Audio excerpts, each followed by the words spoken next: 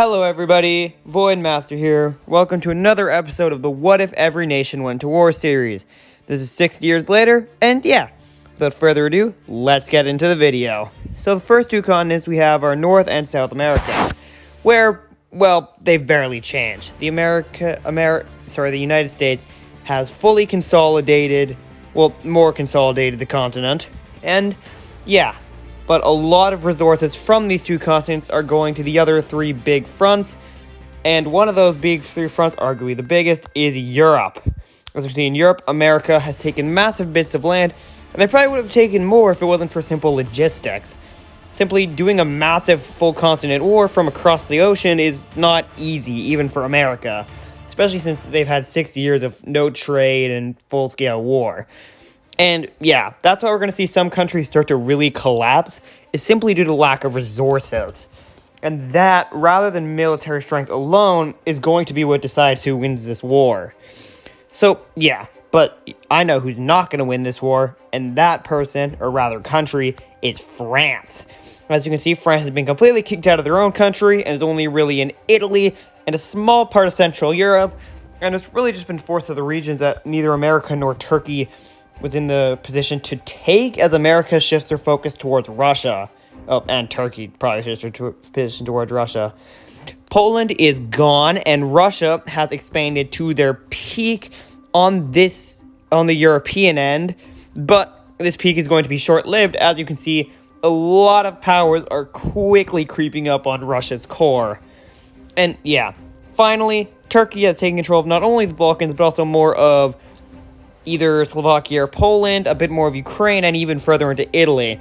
And now Turkey is getting close to taking Venice. Moving on to Turkey, they've done moderate expansion, nothing crazy, especially for 10 years, but, you know, they're just mostly consolidating their gains. They've kicked India and China back up in Iran, they've had some big wins against Russia, and they further consolidated the Egyptian eastern coast. Overall, Turkey's current plan is just to get as many resources as possible during this relatively calm period for them, at least in their core, and to use those to attempt to fight the great powers when things really get rough. Moving east, we have India, who has further expanded, but not actually by much. They've only taken a little bit out of Indonesia. This is because, as we said before, the Indo-China border is a mess, but it is a mess that India is actually kind of winning.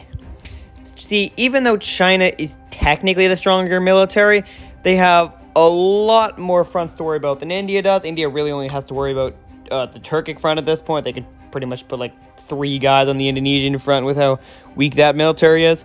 And yeah, China has to focus on Russia, Turkey, Japan, and Indonesia, which is 2 extra that India didn't have to worry about. And so India's actually gotten major victories against China. But yeah, overall, India is trying to kick back China and consolidate the South, and they are on a bit of a time limit since America is beginning to come into the region. Moving north, we have China, who has completely taken Japan, taken more of Russia, but has lost some land to India. And this might be the beginning of the end for the PRC, as this war has been going on forever. China is running out of resources, and America is quickly creeping in through Oceania into Asia, pushing as far as the east coast of Java. Yeah. Indonesia has, well, they are simply not doing well. They've lost half the Philippines, and with the exception of like Java and like most of Borneo, Indonesia is being kicked back severely on all fronts. And yeah, overall, Indonesia probably isn't going to make it to the next scenario.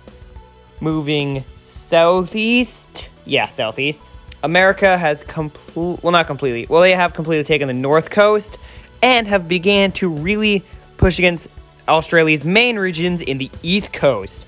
Overall, America's goal here is to pretty much collapse the Australian government before they're really able to put up much of a fight, but that has obviously not gone too well, since it's been 10 years and this invasion still is far from over. But overall, America is just trying to consolidate Oceania, and Australia isn't their current main focus, it's mostly in Europe.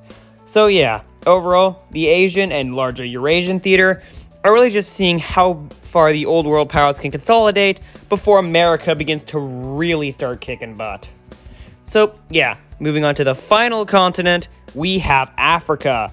And as you can see, first and foremost, Nigeria is gone. They are the 4th place power in Africa, and despite looking like they might win at one point, they have now they lost severely in the last 2, and now they are off the map completely. And the big winner of this was Egypt, who rules the entirety of North Africa. Pretty much everything up to what is now Cameroon and even the Congo. But yeah, Egypt, despite this victory, has had other losses, specifically against both America and Turkey in the north. And these losses are severe, even if they're not big on a map, because Egypt does not want to be taken by, well, obviously don't want to be taken by another power, but Egypt's military is already so tired from this massive Sahara campaign that they really can't do much fighting against these new outside powers that are much more prepared than Nigeria was. So, yeah, overall, Egypt is just going to have to endure against the odds and hope that they can get enough resources from their new holdings to push back Turkey and more specifically, or more importantly, America. And I say more importantly simply because America is just going to put more people on this front because they have a bigger population than Turkey does. Moving on, quickly go to Ethiopia, who hasn't changed too much, but overall has just shrunken. And yeah, they're really just back to the highlands now, and a little bit of Uganda, and Somalia, obviously. But yeah, Ethiopia might make it to the next 10 years, but they probably won't make it 20. And the final power is South Africa, who actually is kind of competing with Egypt. There's been some major battles that haven't actually seen a clear victory yet, but overall South Africa is just trying to hold off against Egypt until Turkey and America weaken them enough for South Africa to launch the killing blow. So, yeah, thank you for watching. I would like to take this opportunity to say that I have a Discord. Link will be in the description. And yeah, without further ado, I'll see you later. Bye-bye.